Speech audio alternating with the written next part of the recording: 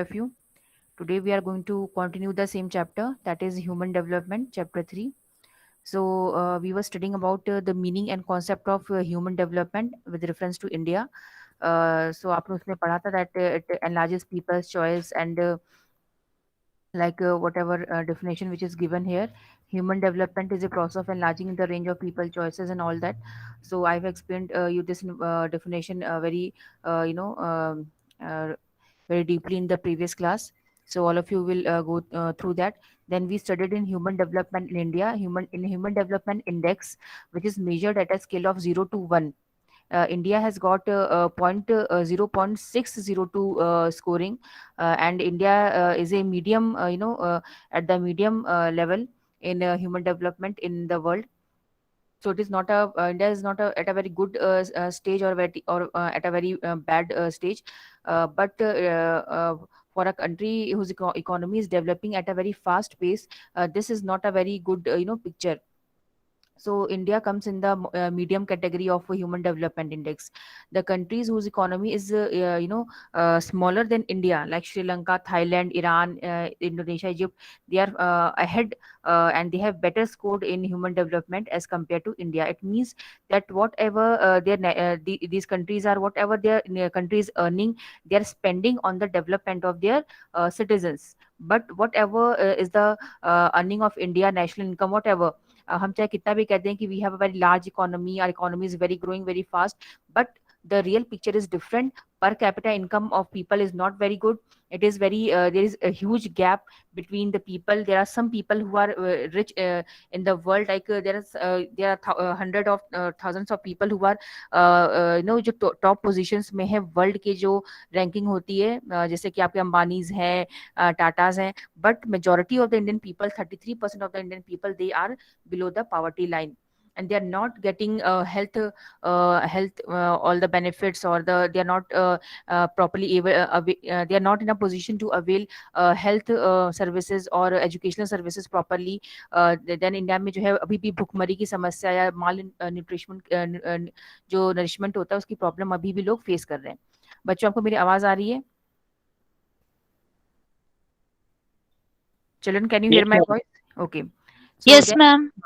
this is just a recapitulation of the topics which we had, studied in the previous class. Then I told you about that the countries which are at the bottom of the human development index, maybe there are certain other factors which are responsible for that, because हम every country को हम एक ही उसमें तराजू में नहीं रख सकते हैं, because many of the countries, especially Asian and African countries, they have faced number of historical problems, like imperialism, colonialism, neo-imperialism, and then there are a number of social and cultural factors in their own country, like discrimination. Like India, we have a number of discriminations which people face, like casteism, religion के basis पे या फिर region के basis पे. So all these, and there are certain countries who are facing problems like war, terrorism, political factors. So there are number of factors जिससे क्या होता है कि भले ही आप डेवलप करो, लेकिन अगर आपके देश में ये सारी प्रॉब्लम्स हैं, तो इससे आपकी इकोनॉमी पूरी जो है, आपकी नॉट ओनली इकोनॉमी, बट जो लोग होते हैं उनका जो है सोशल या एजुकेशनल या हेल्थ के वाइज में उनका जो है डेवलपमेंट नहीं हो पाता है. आपकी कंट्री जो है बैकवर्ड हो जाएगी. पीपल विल भी, कोई भी कंट्री अगर वॉर में पार्टिसिपेट कर रही है, और if they are facing problem of terrorism, then there will be no peace in the country. और अगर पीस नहीं है, हार्मनी नहीं है, तो लोग खुश नहीं होंगे, तो ह्यूमन डेवलपमेंट नहीं हो पाएगा. देन कंट्री को उसी पे स्पेंड करना पड़ेगा. जो गवर्नमेंट है, it will not be able to spend on the developmental projects. Suppose India ने जो है आज after independence, India has fought 2 3 4 I think 3 or 4 wars with Pakistan, and China also 2 wars with China. तो India का इसमें काफी ज्यादा पैसा खर्च हुआ है. वो पैसे जो डेवलपमेंट वर्क में जा सकते थे, वो हमें कहीं और डाइवर्ट करने पड़े. सो इट मीन्स कि अगर मान लो कोई भी कंट्री पीसफुल तरीके से रहे, उसे कभी लड़ाई ही ना करनी पड़े, तो उसे हथियार नहीं बनाने पड़ेंगे. हथियार नहीं बनाने पड़ेंगे, तो उसका डिफेंस पे खर्चा कम होगा. तो वो जो डिफेंस पे खर्चा नहीं होगा, वो कहीं और प्रोजेक्ट वर्क पे वो लगा सकता है. बट हर कंट्री जो है कहीं ना किसी सिचुएशन में है, इनसिक्योरिटी रहती है, नेचुरल डिजास्टर्स कभी हो जाते हैं, कभी कुछ ना कुछ. तो इससे क्या होता है कि ह्यूमन डेवलपमेंट जो है प्रभावित होता है. नाउ देन मैंने आपको बताया था about indicators of economic attainments. I think we have gone through this topic. I'd explain to you about GDP, GNP, that is gross national product, कि आपको ये सारे टर्म्स जो है अपने आंसर्स में यूज करने हैं। Per capita availability of availability of people, इसमें मैंने आपको बताया था कि a country should have rich resource base, but those resources should be accessible not only to rich people but also to the poor and downtrodden people. Rich को तो afford हो ही जाएगा, बट क्या वो चीज जो है रिसोर्सेज है, whether it is food resource या वाटर रिसोर्स और any other resource, it should be available to each and every citizen of a country, then only economic attainment can be 100% achieved. Even if your economy GDP जो है आपकी इकोनॉमी का size बताता है। So India has a very good और very large GDP, but still people are facing number of problem. It means that India then it means that there is certain problem in the policies and the जो भी सरकार की policies हैं या फिर जो भी कुछ है, मतलब जो सरकार की जो नीतियां उसमें कोई प्रॉब्लम है, इसीलिए उसका फायदा लोगों तक नहीं पहुंच पा रहा है, in spite of having a large economy also. So India is facing a number of problems like poverty, deprivation, malnutrition, illiteracy, then various type of prejudices and social problems also. That's why India is not India में जो human development है वो बहुत अच्छा achieve नहीं हो पा रहा है. Then आपको मैंने बताया था कि like certain states हैं like Maharashtra, Punjab, Haryana where per capita income is very high, more than 4,000, and poorer states have per capita income less than 2,000, like Jammu Kashmir, UP, Bihar, Odisha. ये यूपी, बिहार, ओडिशा, एमपी, ये सब हम आप हमेशा सुनते रहोगे because these are the problematic states. These are known as the sick states of India. Sick, SICK, sick means बीमार. इन्हें बीमारू स्टेट्स कहा जाता है बिकॉज जो है जो भी डेवलपमेंट ये हमारे राज्य करते हैं उसका काउंटर बैलेंस हो जाता है इन स्टेट्स की वजह से. तो हमारा इसलिए इंडिया और डेवलप नहीं कर पा रहा है क्योंकि जहाँ ये स्टेट्स अच्छा अचीव करते हैं वहां पे ये स्टेट्स जो है पुअर पिछड़ जाते हैं. तो इसलिए जो है इंडिया पूरी तरह से डेवलप नहीं हो पा रहा है.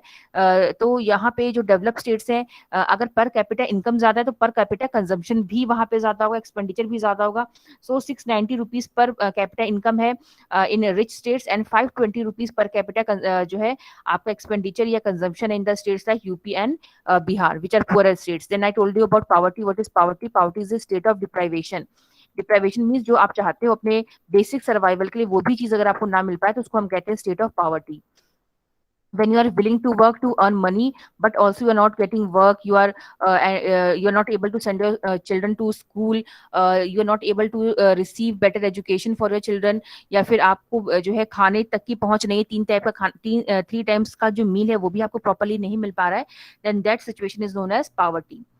Now in after economic attainment see, तो ये इकोनॉमिक अटेनमेंट में आपको क्या लिखना है? Rich resource base of a country and resources should be equally distributed. It should be accessible to all people, especially downtrodden, poor and deprived people, marginalised people. Secondly, you will write about GNP. What is GNP? Then GDP. What was the GDP of India? जो example दिया हुआ है. Then per capita income. You will write down upon. You will write down about those states who receive who earn और the जहाँ के लोगों की जो per capita income है वो high है, जो आपने पढ़ा अभी Maharashtra, Delhi, Gujarat. And there are certain states whose per capita income is less, like UP, Bihar, Orissa, Madhya Pradesh. Then you will write about the per capita expenditure or consumption and जहाँ पे कम है जहाँ पे ज्यादा है. Then poor states के बारे में आप लिखेंगे कि जो poverty क्या है और हम large scale unemployment and poverty जो है इंडिया के states face कर रहे हैं, और सबसे poor state भारत का माना जाता है ओडिशा को, और poverty क्या होती है वो आप लिख देंगे. ठीक है, poverty line. So ये आपका हो गया इकोनॉमिक अटेनमेंट के पॉइंट्स जो आपको you have to mention in your answers. अगर आपकी बुक में नया डेटा दिया होगा तो आप नए डेटा के अकॉर्डिंग लिखेंगे. जो मेरे पास अभी मेरे पास जो ये है इसके अकॉर्डिंग 2001 का था. But if you anybody have a new book और you can somehow collect new data, then आप जो है न्यू डेटा के अकॉर्डिंग लिख सकते हो. और 2011 तक का मिल सकता है शायद, उसके बाद तो नहीं मिलेगा. Now second indicator to measure human development is healthy life. So we are studying about the indicators or the measures on which human development of a country is measured. तो पहले हम इकोनॉमिक अटेनमेंट देखते हैं, GDP, पर capita income, per capita consumption, उस पे हमने country को नंबर दे दिया कि कितना पर कैपिटा इनकम है, कितनी पर कैपिटा कंजम्पशन है. अब हम आते हैं हेल्थ के ऊपर. अब हेल्थ में हम कुछ चीजों को मेजर करते हैं, like what is healthy life. Life free from illness and ailment and living a reasonably long lifespan are indicative of a healthy life. So if a person is free from illness, अगर आप बार बार बीमार नहीं पड़ रहे हो, आपको कोई बीमारी नहीं है मेजर, ठीक है, और आप काफी लंबे समय तक अगर आप जीने की क्षमता है आपके अंदर, अब हम ये तो नहीं कह सकते कि हम कितना जी सकते हैं, हम अपने बारे में भी नहीं कह सकते, बट एक कंट्री का एवरेज हमें पता चल जाता है कि औसतन एक जो लाइफ एक्सपेक्टेंसी एक देश की कितनी है. For example in India the average life expectancy of a person is 65 years. ठीक है, it was 30, just only 35 years इन 1911-1921, जब हमें आजादी नहीं मिली थी उस समय हमारे देश के लोग औसतन 37 या 35 years तक ही जीते थे. ठीक है, बट अब जो है because of better health services, बेहतर खाना पीना जो है उसकी वजह से अब जो है हम 65 years तक हमारी लाइफ स्पेन हो चुकी है. But in some other countries like Japan, Korea, there the life expectancy is near about 70 or 80 years. वहाँ के एवरेज लोग 70-80 years क्रॉस कर जाते हैं. So healthy, life, spending a healthy life is a very important indicator of a human development. If the citizens of a country are healthy, they are they are getting proper nutritional diet, and there are certain other indicators also. उस पे जब country को major किया जाता है तो अगर उसमें अच्छे पॉइंट्स मिल गए, इट मीन्स कि आपका आपके देश में ह्यूमन डेवलपमेंट है. अगर आपके लोग लंबी लाइफ नहीं जीते, आपके देश में ज्यादा औसतन लाइफ एक्सपेक्टेंसी नहीं है, people are ill most of the time, they are not contributing in their job properly. जो आप नौकरी करते हो वहां पे आप प्रॉपरली कंट्रीब्यूट नहीं कर पा रहे हो, तो इस केस में जो है आपका इसका मतलब, और लोगों को बेटर हेल्थ सर्विसेज नहीं मिल पा रही हैं, it means that it's a government failure. The policies and health programs of the government is not up to the mark, and people are they are not leading a healthy life, so you will get less marks in human development in this criteria health. So now health आप किस में हम major करेंगे? पहला तो आपको पता चल गया कि बीमारी नहीं होनी चाहिए, और लंबी life expectancy, it is very important. Now availability of pre and post natal health care services. क्या आपकी कंट्री में जो आपके pre and post natal health care services हैं in order to reduce infant mortality and post delivery death among mothers? ठीक है, तो पहला क्या है कि क्या आपके देश में बच्चा होने से पहले और बच्चा होने के बाद कि जो नेटल नेटल मीन्स जो अजन्मे बच्चे होते हैं, तो क्या उनके जैसे प्रेग्नेंट लेडीज होती हैं, तो क्या गवर्नमेंट की तरफ से जो है प्रॉपर प्रोग्राम्स हैं कि जो ये लेडीज हैं, क्योंकि हमारे देश में बहुत गरीबी है, तो क्या वो लेडीज जो है महिलाएं हैं उनको प्रॉपर डाइट मिल रही है, नरिशमेंट मिल रहा है? तभी तो, अगर मदर को प्रॉपर डाइट मिलेगी तभी तो बच्चे को बेहतर खाना मिलेगा और बच्चा पेट में स्वस्थ रहेगा. तो ये रहना जरूरी है, तो प्री सर्विस होना भी बहुत जरूरी है. गवर्नमेंट को जो है गवर्नमेंट जैसे कि बहुत मातृत्व योजना, बहुत सारी चीजें निकालती, क्यों निकालती है? क्योंकि उन्हें पता है कि हमारे देश में महिलाएं प्रॉपर खाना तक अफोर्ड नहीं कर पाती हैं, तो उनको पैसे दिए जाते हैं, 6 से 6 हजार रुपए हर स्टेज पे, कुछ कुछ महीने पर करके उनको दिए जाते, ताकि वो अपना जो है केयर कर पाए.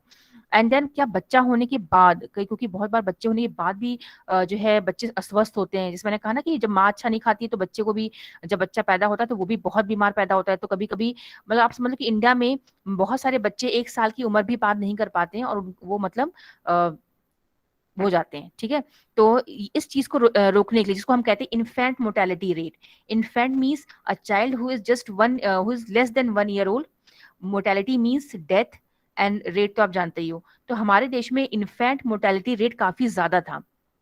ठीक है, तो अगर आपके देश में इन्फेंट मोर्टेलिटी रेट ज्यादा, मीन्स कि आपके देश में हेल्थ कंडीशन बहुत पुअर है, कि जो बच्चा 1 साल भी नहीं पहुंच पा रहा है, मैक्सिमम बच्चे नहीं जी पा रहे हैं, इसका मतलब there is a problem. So सरकार को ये तो it is very important to provide pre and postnatal healthcare services and facilities by the government to the people to reduce infant mortality rate, ताकि ये चीज कम हो सके. And post delivery death among mothers, और कई महिलाएं भी नहीं सर्वाइव कर पाती हैं, जब वो शरीर उनका उतना स्ट्रांग नहीं होता है, तो बर्थ के टाइम में जो है बहुत महिलाओं की डेथ हो जाती है. Then old age health care है क्या आपके देश में? क्या आपके देश में जो बूढ़े लोग हैं, चाहे कुछ तो भाई, जिस सबको तो पेंशन मिल नहीं रही है, तो जिनको नहीं मिल रही है, तो क्या उनके उनके मतलब इतना सरकार उनको देती है कि वो अपना गुजारा कर सके? या adequate nutrition and safety of individuals are some important measures of a healthy and reasonably long life. ठीक है, तो अब बच्चे से शुरुआत होती है, फिर देखा जाता है कि क्या जो बूढ़े लोग हैं उनको प्रॉपर मिल रहा है कि नहीं मिल रहा है, उनकी देखभाल हो रही है, या फिर उनको लोगों को जो लोग हैं उनको एडिक्वेट न्यूट्रिशन मिलता है, या जो इंडिविजुअल्स उनकी सेफ्टी को देखा जाता है या नहीं देखा जाता. अगर ये सब चीजें होंगी तभी तो एक इंसान लंबी लाइफ जी पाएगा या नहीं जी पाएगा. सो India has done well in this field. In India, the death rate from 25.1 per thousand in 1951 to 8.1 per thousand हो गया है।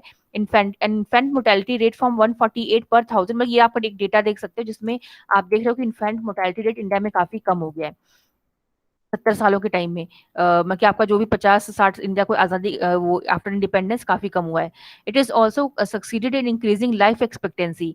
आप यहाँ देख सकते हो कि 37 ईयर्स हमारी लाइफ एक्सपेक्टेंसी थी, जो बढ़कर अब कितनी हो गई है 62 टू 65 ईयर्स। ये महिलाओं और पुरुषों का अलग अलग दिया हुआ, तो आप इसको रीड कर लेना। दो these are great achievements, a lot needs to be done. Similarly it has also done reasonably well in bringing down birth rate from 40 to 26 during the same year, but it is still much higher than many developed countries. तो हमने कुछ चीजों पे अच्छा काम किया। Life हमारी life expectancy as I said it has increased from 37 years to 65 years. Now Indian people average they live by 65 years. And we have also performed well in infant mortality rate, जो पहले आपका 20 जो है काफी कम था 148 पर thousand to 70 during the same period. तो काफ़ी इसमें भी गिरावट आई है। अब बहुत बच्चे जो है सर्वाइव कर जाते हैं क्योंकि गवर्नमेंट ने प्री पोस्ट के लिए जो है नेटल सर्विसेज के लिए काफ़ी जो है अभियान चलाए हैं, प्रोग्राम चलाए हैं, जिससे काफ़ी स्पेशली जो रूरल एरियाज़ की महिलाएं हैं, गरीब हैं, उनको काफ़ी हेल्प मिली है इससे। फ्री में डिलीवरी सर्विसेज, फ्री में मतलब सब कुछ जो है सरकार प्रोवाइड करती है। और हमारा बर्थ रेट भी काफ़ी कम हुआ है। पॉपुलेशन कंट्रोल करने के लिए भी काफ़ी जो है काम किए गए हैं, बट उस पे भी हो रहा है इम्प्रूवमेंट। लेकिन अभी ऑलरेडी मैंने कहा जैसे इंडिया की पॉपुलेशन बहुत इंक्रीज हो चुकी है ऑलरेडी, तो उसे कंट्रोल करना भी थोड़ा सा मुश्किल है। The situation is more alarming when seen in the context of gender-specific and rural and urban health indicators. So, whatever we studied were in general terms. अगर हम यही चीज गांव और शहर में कंपेयर करें तो और जो है सिचुएशन वर्स जाती है, because India has recorded declining female sex ratio. The findings of 2001 census of India are very disturbing, particularly in case of child sex ratio between 0 to 6 age groups. तो 0 से 6 साल की जो लड़कियां होती हैं उनका जो है जो सेक्स रेशियो काफी गिरता जा रहा है। मतलब महिलाओं जो बच्चे हैं, क्योंकि अब ये देखो मतलब कि 6 साल की उम्र तक की बच्चियां बहुत कम भारत में पाई गई हैं कई कई राज्यों में, स्पेशली जैसे हरियाणा है। तो क्यों? क्योंकि यहाँ पे पैदा ही नहीं हो रहे हैं या पैदा नहीं होने दिया जा रहा है, जो भी उसकी सिचुएशन होगी।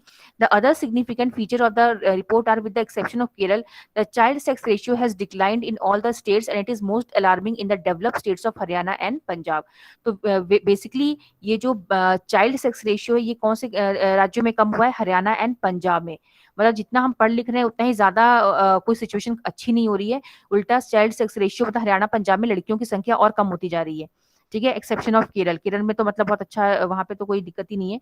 देन हरियाणा और में ही हरियाणा ही एक ऐसा राज्य है जहाँ पे सबसे अधिक फीमेल जो है इम्बैलेंस है, मतलब फीमेल्स बहुत कम है as compare to male. For every 1000 male there is only 800 females. तो इसका प्रॉब्लम क्या है आप जानते हो, अगेन आपने ऑलरेडी पढ़ ही रखा है कि इंडिया में जो है there is preference for male child, because एक आपका जनरेशन का एक वो आ जाता है ना क्वेश्चन कि हमारी जनरेशन को आगे बढ़ाने के लिए। देन हमारे इंडिया में जो है महिलाओं की जो एक स्टेटस था वो थोड़ा कम है, सोशल एंड जो आपकी इकोनॉमिक स्टेटस है वो मतलब कि पुरुषों की तुलना में कम है। तो हमारे देश में फीमेल जो है इन्फेंटिसाइड भी काफ़ी जो है हो गया, मतलब क्योंकि अब अल्ट्रासाउंड तो बैन इंडिया में, तो अब पता नहीं चलता है कि मेल है फीमेल है। तो जब पैदा होते हैं बच्चे तो जब पता चलता है लड़की है तब मार दिया जाता है, फिर तो उसको कहते हैं फीमेल इन्फेंटिसाइड। तो ये सारी जो प्रॉब्लम है ये शो करती है कि मतलब हमारा जो हेल्थ वो है वो अभी भी काफी पिछड़ा हुआ है। क्योंकि जब स्टडी की गई तो देखा गया कि अभी भी मेल और फीमेल में महिलाएं कम पढ़ी लिखी हैं, महिलाओं को कम साक्षरता है, या फिर उनकी हेल्थ कंडीशन बहुत सही नहीं है, प्रॉपर डाइट नहीं मिल रही है, या फिर सेक्स रेशियो कम होता जा रहा है। तो ये सारी जो है प्रॉब्लम जो है पाई गई है, इसलिए हमें कम रैंकिंग जो है मिली है। इंडिया में खासकर ये जो प्रेफरेंस होता है ना मेल चाइल्ड का वो ज्यादा है as compare to other countries like Indonesia, Sri Lanka, या फिर इन देशों में कम होता है, ऐसा हमारे देश में ज्यादा होता है। नाउ नेक्स्ट आता है हमारा सोशल एम्पावरमेंट आफ्टर हेल्थ। देखो जो मैंने टर्म्स यूज किए हैं वो आप टर्म्स अपने आंसर में जरूर यूज करना। In fact mortality rate, life expectancy, then आपका जो बर्थ रेट था, देन जो भी चाइल्ड सेक्स रेशियो, ये सब आपको यूज करना है with by giving example Haryana and Punjab का। Now, indicators of social empowerment. Empowerment basically means a situation of freedom. It is a state of, हम कहते हैं ना आपका कि महिलाओं को एक एम्पावर्ड करना जरूरी है, सशक्तिकरण हिंदी में जिसे कहते हैं। It means when a person is educated, when he is in such a condition that he is free and he is able to take his own decision. जब हम अपनी डिसीजन खुद ले पाते हैं, हमारे अंदर इतनी क्षमता होती है और हम फ्री होते हैं पावर्टी से, हंगर से, सर्विट्यूड से, इस को हम कहते हैं social empowerment. So, freedom from hunger, poverty, servitude, bondage, ignorance, illiteracy, and any other form of domination is the key of human development. तो जब हम social empowerment पढ़ते हैं कि क्या एक देश का नागरिक सामाजिक तौर पर सशक्तिकरण है कि नहीं उसका, ठीक है, मतलब क्या समाज में, मान लो हम इंडिया की अगर बात करें, तो क्या भारत का हर नागरिक साक्षर है? क्या भारत का हर नागरिक अपने फैसले खुद ले सकता है? क्या भारत का हर नागरिक फ्री है? कहीं वो भुखमरी से तो नहीं मर रहा है, कहीं वो गरीबी से तो नहीं मर रहा है, कहीं वो किसी के गुलाम तो नहीं है, कहीं वो इग्नोरेंट तो नहीं है, कहीं अनपढ़ तो नहीं है, या किसी और चीजों में तो के बीच में तो नहीं दबा हुआ है. तो ये सारी चीजें जो होती हैं, ये सोशल एम्पावरमेंट को शो करती हैं. अगर ये चीजें नहीं है तो इसका मतलब आपकी कंट्री के लोग सोशली एम्पावर्ड हैं. ठीक है. Freedom in real sense of the term is possible only with the empowerment and participation. ठीक है. क्या आपके देश के नागरिक जो हैं, कंट्री की जो भी गवर्नेंस है उसमें पार्टिसिपेट करते हैं? ठीक है ना. क्या लोगों को पता है, लोग अवेयर है कि क्या गवर्नमेंट है, क्या गवर्नमेंट काम कर रही है, क्या अपना योगदान वो देते हैं कि नहीं देते हैं. So capabilities and choices in the society, access to knowledge about the society and environment. तो इसमें सोशल एम्पावरमेंट में बहुत सारी चीजें आ जाती हैं. आपका कैपेबिलिटी होनी चाहिए, आपके अंदर चॉइस होनी चाहिए आपके साथ. Then access to knowledge about the society, environment की अवेयरनेस आपको होनी चाहिए. Fundamental to freedom. Literacy is the beginning of access to such a world of knowledge and freedom. So basically, what is social empowerment? It is freedom from, backwardness, freedom from illiteracy, ignorance, है ना, poverty, hunger. इन सबसे जो आज़ादी होती है वो होता है सोशल एम्पावरमेंट. सही और गलत की पहचान करना एम्पावरमेंट होता है, और इसकी शुरुआत होती है आपकी लिटरेसी से. ठीक है. जब हम पढ़ना लिखना शुरू करते हैं तो ये सारी चीजें धीरे धीरे हमारे सामने से हटना शुरू हो जाती है, और आगे चल के हमें नॉलेज मिलती है, और नॉलेज से हम एनलाइटेंड होते हैं. ठीक है. लेकिन बहुत बार ऐसा भी होता है कि पढ़े लिखे लोग भी अनपढ़ों जैसा बिहेव करते हैं, तो हम ये 100% ट्रू नहीं कह सकते हैं, बिकॉज ये कुछ मोरल वैल्यूज भी होती हैं. तो पढ़ा लिखा इंसान भी डोमेस्टिक वायलेंस करता है, पढ़ा लिखा इंसान भी जो है वो गलत काम करता है. तो लेकिन तब भी जो एजुकेशन होता है वो it plays very important role in social empowerment, क्योंकि एक अनपढ़ आदमी की जगह एक जो पढ़ा लिखा आदमी है वो अपने डिसीजन बेहतर तरीके से ले सकता है. आप जॉब करके जो है अपनी लाइफ को बेहतर बना सकते हो, एक अनपढ़ आदमी वो नहीं कर सकता. अनपढ़ आदमी के सामने चॉइसेस लिमिटेड हो जाती हैं. एक पढ़ा लिखा आदमी किसी बुरे वक्त में बहुत सारे काम करके अपनी लाइफ चला सकता है, बट एक अनपढ़ आदमी जो है वो कुछ नहीं कर पाएगा फिर. ठीक है. अगर उसके पास बैकअप सपोर्ट नहीं है तो फिर वो मतलब उसके सामने चॉइसेस काफी लिमिटेड हो जाती हैं. तो पहले हम लिटरेसी को देखते हैं, बिकॉज लिटरेसी रेट जो होता है कंट्री का डिपिक्ट करता है सोशल एम्पावरमेंट, कि आपके देश का नागरिक कितना पढ़ा लिखा है. अगर पढ़ा लिखा ही नहीं है तो आप सोशल एम्पावरमेंट नहीं कह सकते. सो अगेन हम एवरेज ही हैं लिटरेसी में भी. Overall literacy in India is approximately 65.4% according to 2001 census, while female literacy is 54.16%.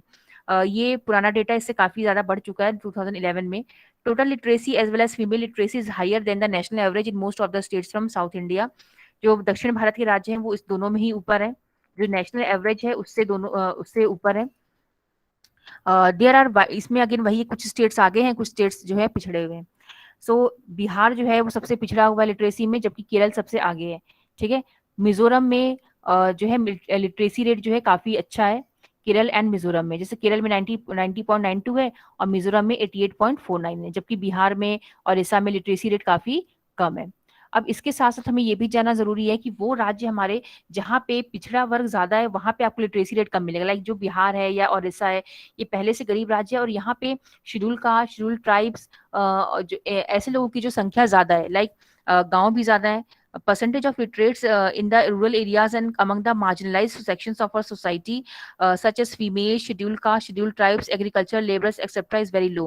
It is worth mentioning here that though there has been improvement in the percentage of literates among marginalized section, yet the gap between the richer and the marginalized section of the population has increased over the years. So basically कहने का मतलब ये है कि ये जो हमारी population है, एससी है, एसटी है, या जो गरीब है या महिलाएं हैं, वो हमारे देश में ज्यादा इलिटरेट हैं as compare to other section of the society. India has been placed among the countries showing medium human development. What is the rank of India among 172 countries of the world? As indicated in table 3.4, Kerala with the composite index value of 0.638 is placed at the top rank, followed by Punjab, Tamil Nadu, Maharashtra and Haryana. तो देखो ये एक आपको दिखाया जा रहा है, this is the human index, development index of India. एक तो आपने वर्ल्ड का देखा था जिसमें नॉर्वे सबसे नंबर 1 पे था और इंडिया मीडियम कैटेगरी में था। नाउ जैसे आपको मैंने बताया था कि प्लानिंग कमीशन ऑफ इंडिया हमारे देश में ह्यूमन डेवलपमेंट इंडेक्स को कैलकुलेट करता है। अब हर राज्य का भी अपना एक जो है प्लानिंग कमीशन होता है, वो स्टेट लेवल का ह्यूमन डेवलपमेंट इंडेक्स कैलकुलेट करता है। ठीक है, तो उसके थ्रू जो ये आया है, आप रिपोर्ट उसके अकॉर्डिंग आप देख सकते हो, केरल जो है वो सबसे आगे है, नंबर 1। ठीक है, तो भारत में केरल जो है, it has got the highest point in terms of HDI value, लेकिन वो भी बहुत ज्यादा नहीं है, 0.638 ही है। ठीक है, तो मतलब केरल भी मीडियम में ही आता है, लेकिन तब भी दूसरे स्टेट्स के कंपैरिजन में जो है केरल सबसे आगे है। और आप देख सकते हो सबसे पिछड़ा हुआ कौन सा है, आप देखिए कहीं बिहार में है पॉइंट, हाँ देखिए अगेन बिहार सबसे पिछड़ा हुआ है। तो बिहार जो है, या फिर छत्तीसगढ़ भी एक सबसे पिछड़ा हुआ था, यहाँ पे दिखा नहीं रहा उसका नाम। ओडिशा में तो ठीक है ये 3। तो मतलब ये देखिए आप, यूपी में भी कंडीशन कोई बहुत अच्छी नहीं है, 0.388 है। ठीक है, तो 0.388 है यूपी में, सेम बिहार में भी है, असम में भी है, तो मध्य प्रदेश में भी है ना। तो वैसे तो देखा जाए तो हमारे भारत के सब राज्य मीडियम से भी नीचे हैं, क्योंकि अगर आपका 5 से नीचे है तो आप लो में आते हो। तो अगर हम इंटरनेशनल स्टैंडर्ड्स को देखें तो ठीक है, तो 5, 6, 7 वाले मीडियम में आते हैं, और उसके बाद 4, 3, 2, 1 वाले आते हैं लोएस्ट कैटेगरी में। तो मैक्सिमम हमारे लो वाले ही हैं। तो कोई बहुत अच्छा तो किसी का परफॉर्मेंस नहीं है, बस केरल है जो थोड़ा सा मीडियम में होकर टॉप पे है इंडिया में, क्योंकि सारे राज्य पिछड़े हुए हैं। उसके बाद पंजाब आता है, तमिलनाडु, महाराष्ट्र, हरियाणा, ये लाइन वाइज सबका दिया हुआ है। Then there are several socio political, economic and historical reasons for such a state of affairs। तो इसमें ये बताया जा रहा है कि कुछ राज्य आगे हैं, कुछ राज्य पीछे हैं, उनके पीछे भी कुछ कारण है। जैसे Kerala is able to record the highest value of HDI due to its impressive performance in achieving near 100% literacy. तो जो केरल है वहाँ पे एचडीआई में वो सबसे आगे क्यों है, क्योंकि वो हेल्थ सर्विसेज और लिटरेसी रेट में सबसे आगे है। आप जानते हो कि लिटरेसी रेट में केरल सबसे आगे है, सेक्स रेशियो में केरल सबसे आगे है ना। तो मैक्सिमम चीजों में केरल जो है वो लीड करता है। In a different scenario the states like Bihar, MP, Odisha, Assam and Uttar Pradesh have low literacy rate. For example, total literacy rate of Bihar is as low as 60.32% during the same year. States showing higher total literacy rates have less gaps between the male and female literacy rate। और जो राज्य जैसे कि आपके वो राज्य जहाँ पे लिटरेसी रेट कम है, वहाँ पे अच्छा मेल और फीमेल लिटरेसी रेट अलग अलग से देखा जाता है। क्योंकि बहुत केसेस में क्या होता है ना कि कई कई राज्यों में मेल ज्यादा लिखे रहते हैं और महिलाएं कम, क्योंकि महिलाओं को बहुत बार नहीं भेजा जाता पढ़ने के लिए, गरीबी भी हमारे देश में तो चॉइस होती है। सो फॉर एग्जाम्पल केरल है, केरल में जितने पुरुष पढ़े लिखे हैं उसी हिसाब से महिलाएं भी पढ़ी लिखी हैं, बट इसीलिए अंतर जो 6.34 का है। लेकिन अगर हम बिहार की बात करें तो मेल और फीमेल लिटरेसी में 26% का गैप है। मतलब एग्जाम्पल, अगर 60% पुरुष पढ़े लिखे हैं तो सिर्फ आपका समझ लो कि 50% जो है या उससे भी कम महिलाएं पढ़ी लिखी हैं। तो मतलब गैप बहुत ज्यादा है बिहार जो आपके पिछड़े हुए राज्य हैं उनमें। और उसी तरह मध्य प्रदेश में भी हालत है, 25% का गैप है। लेकिन केरल ऐसा राज्य है जहाँ पे सिर्फ 6% का गैप है। अगर 90% पुरुष पढ़े लिखे हैं तो आपका 82-84% महिलाएं पढ़ी लिखी है। ठीक है, तो आप ये गैप देख सकते हो। तो literacy plays a very important role. तो आपने लिटरेसी देख लिया। Then apart from educational attainment, the level of economic development to play significant impact on HDI. Economically developed states like Maharashtra, Tamil Nadu and Punjab and Haryana have higher value of HDI as compare to states like Assam, Bihar and Madhya Pradesh. देखो जो राज्य economically well off है, like Maharashtra है, Tamil Nadu, Punjab, Haryana, because यहाँ पे agriculture flourish करता है, या फिर महाराष्ट्र में उद्योग हैं काफी, तमिलनाडु में भी सेम।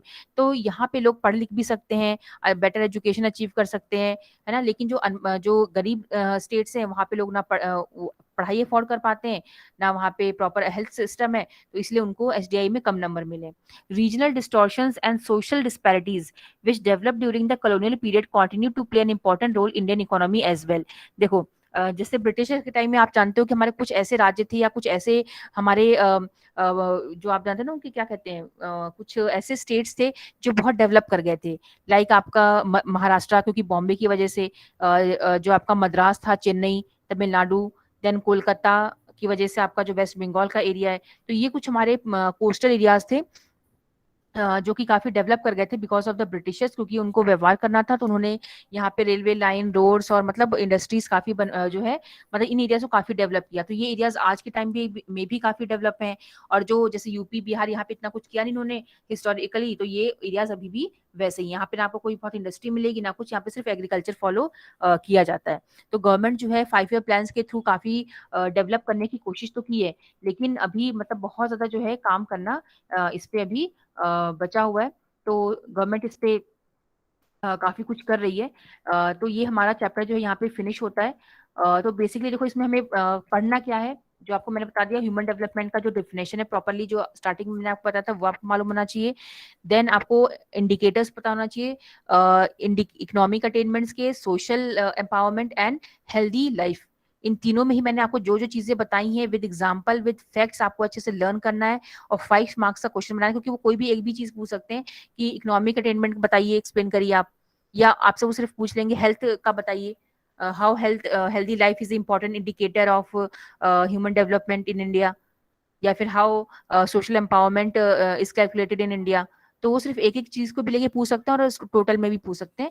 तो आपको वो तीन जो चीजें हैं वो सबसे इंपॉर्टेंट है, वो जरूर आपसे पूछा जाएगा। उसके बाद आपसे पूछा जा सकता है कि कुछ कौन से राज्य हैं जो ह्यूमन डेवलपमेंट में आगे हैं, कौन से राज्य ऐसे हैं भारत में जो ह्यूमन डेवलपमेंट में पीछे हैं, उसका कारण बताइए, है ना। तो आप सब जानते हो, अगर आपसे कारण पूछा जाता है, सपोज आपसे पूछा जाए कि केरल सबसे आगे क्यों है एचडीआई में, या फिर बिहार सबसे पीछे क्यों है, तो कारण आपके सेम होंगे, उन्हीं चीजों पे लोगे आप, इकोनॉमिक अटेनमेंट, हेल्थ और सोशल एम्पावरमेंट पे, इन्हीं तीनों पे लोगे। लेकिन केरल में सब कुछ पॉजिटिव दिखाओगे, और बिहार में आपको दिखाना है कि बिहार हर इन सब चीजों में पिछड़ा हुआ है।